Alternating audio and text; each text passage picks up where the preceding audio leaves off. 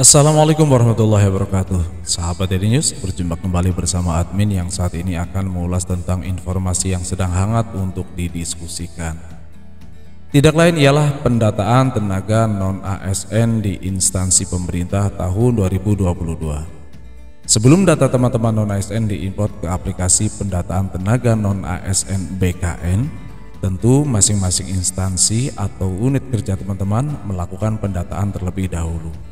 Sampai dengan saat ini, terdapat beberapa instansi yang telah selesai melakukan pendataan, ada yang baru memulai, dan ada juga yang belum memulai. Cara melakukan pendataannya pun beragam, ada yang manual secara langsung di entry melalui Microsoft Excel, ada juga yang menggunakan aplikasi tertentu. Contoh instansi yang melakukan pendataan menggunakan aplikasi ialah pemerintah Provinsi Jawa Tengah, yaitu dengan aplikasi Asem Kunir. Aplikasi ini cukup bersahabat dan sangat membantu teman-teman non-ASN di lingkungan pemerintah Provinsi Jawa Tengah secara mandiri. Bagaimana cara melakukan pendataan bagi teman-teman tenaga non-ASN di wilayah Provinsi Jawa Tengah? Berikut admin akan mengulasnya. Namun sebelum itu, kita perlu ketahui kembali tentang hakikat diadakannya pendataan non-ASN. Pendataan non-ASN bukan untuk mengangkat tenaga non-ASN menjadi ASN tanpa tes. Lantas apa tujuannya? Tujuan pendataan tenaga non-ASN di lingkungan instansi pemerintah yaitu untuk memetakan dan memvalidasi data pegawai non-ASN di lingkungan instansi pemerintah baik dari segi sebaran, jumlah, kualifikasi, serta kompetensi.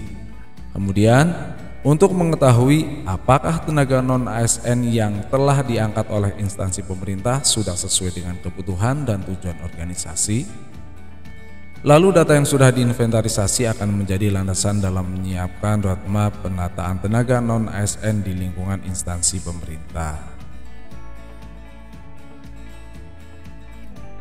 Sementara alur pendataan tenaga non-ASN terdiri dari pemetaan kebutuhan, penyusunan kebijakan, penataan dengan pengawasan. Pejabat pembina kepegawaian wajib melakukan inventarisasi data tenaga non-ASN paling lambat tanggal 30 September 2022. Penyampaian data pegawai non-ASN harus disertai dengan surat pernyataan tanggung jawab mutlak yang ditandatangani oleh pejabat pembina kepegawaian. Bagi pejabat pembina kepegawaian yang tidak menyampaikan data pegawai non-ASN sesuai dengan ketentuan yang sudah ditetapkan, maka dianggap dan dinyatakan tidak memiliki tenaga non-ASN. Untuk aplikasi pendataan tenaga non-ASN itu sendiri beralamat di pendataan-non-asn.bkn.go.id. Pegawai yang ditunjuk sebagai admin instansi wajib melakukan registrasi dan mengunggah SK penunjukan admin pendataan non-ASN 2022 pada tautan registrasi-admin.bkn.go.id/non-ASN. Masing-masing tenaga non-ASN dapat melakukan pembuatan akun dan pendaftaran yang bertujuan untuk mengkonfirmasi keaktifan sebagai tenaga non-ASN, melengkapi atau menyesuaikan data yang diinput oleh admin atau operator instansi, melengkapi riwayat masa kerja. Kemudian, bagi tenaga non-ASN yang datanya belum terdaftar, maka dapat melaporkan kepada admin instansi pendataan non-ASN untuk didaftarkan. Untuk informasi lebih lengkap terkait persyaratan, alur, dan tata cara pendaftaran, teman-teman dapat mengunduh buku petunjuk pendaftaran pendataan non-ASN dengan mengakses tautan pendataan-non-asn.bkn.go.id/FAQ pada aplikasi pendataan non-ASN. Baik sahabat Daily News, sekarang kita ulas bagaimana cara melakukan pendataan tenaga non-ASN di lingkungan pemerintah Provinsi Jawa Tengah melalui aplikasi Asem Kunir secara mandiri. Yang pertama, mula-mula akses browser, kemudian pada address bar browser ketik apps.bkd.jatengprof.go.id/Asem Kunir. Masukkan NIK dan nomor KK dan pastikan keduanya benar. Lalu klik tombol berikutnya dan masuklah kita pada tab lokasi kerja. Tulis NIP atasan, lalu klik tombol cari. Jika NIP benar, maka lokasi kerja akan muncul dari yang teratas sampai unit kerja. Apabila data tersebut benar, klik tombol berikutnya. Lalu mulailah mengentri data pribadi dimulai dari nama, tempat lahir, tanggal lahir, jenis kelamin, alamat rumah, nomor HP, email, agama, pendidikan terakhir, nomor ijazah, nama sekolah atau perguruan tinggi, dan tanggal lulus. Jika semua telah terisi, klik tombol berikutnya. Lanjut mengisi data jabatan yang terdiri dari jabatan terakhir dan pendidikan sesuai kontrak. Misalnya jabatan guru matematika dan pendidikan terakhir S1 matematika.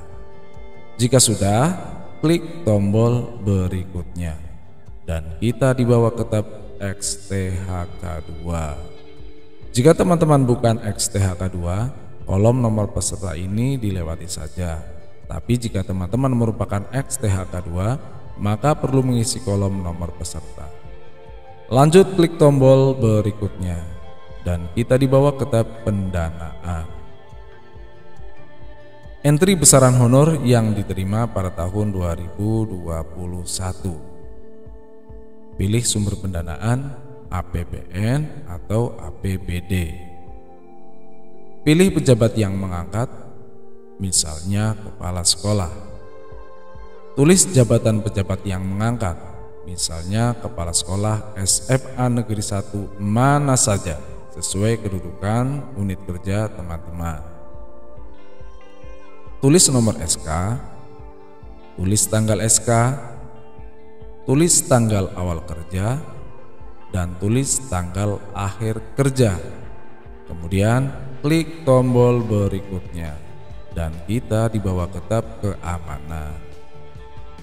Buatlah password untuk login, kemudian ulangi password, lalu klik tombol berikutnya. Selesaikan langkah dengan memberi tanda cek atau tanda centang pada pernyataan. Dengan ini saya menyatakan bahwa data dan informasi yang saya berikan adalah benar. Apabila di kemudian hari terdapat data dan informasi yang tidak sesuai, maka saya bersedia untuk diberikan sanksi sesuai dengan peraturan perundang-undangan yang berlaku. Setelah memberi tanda cek, maka muncul notifikasi registrasi pengguna berhasil. Silakan login dengan NIK dan password yang Anda pilih untuk melihat data dan kemajuan Anda. Klik OK saja dan sistem membawa kita ke halaman login. Maka loginlah dengan NIK dan password yang telah dibuat dan kita dibawa ke data pribadi secara keseluruhan. Mula-mula kita ganti foto terlebih dahulu dengan cara mengunggah. Setelah foto berhasil terunggah, langkah selanjutnya mengoreksi semua data. Apabila ada data yang keliru atau salah, boleh diperbaiki. Setelah semuanya benar, klik tombol simpan data. Lalu, jika sudah yakin dengan data yang di-entry, boleh klik ajukan data. Tapi jika masih ragu-ragu, jangan klik tombol ajukan data. Karena jika sudah klik tombol ajukan data, maka data tidak bisa diedit atau diubah kembali. Oke, karena data ini sudah benar, maka admin klik tombol ajukan data. Jika muncul notifikasi, apakah Anda yakin? Data yang sudah diajukan tidak dapat diubah lagi. Klik saja tombol OK.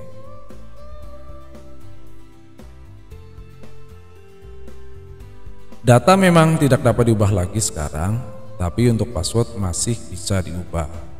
Sementara tombol simpan data dan tombol ajukan data yang berada di bawah sudah tidak muncul dan berarti pelaksanakan entry data atau pendataan selesai dan kita tinggal menunggu verifikasi dari Kasubag TU Unit Kerja, Kasubag TU Cabang Dinas, Bidang Ketenagaan Dinas Pendidikan Kebudayaan, serta admin BKD.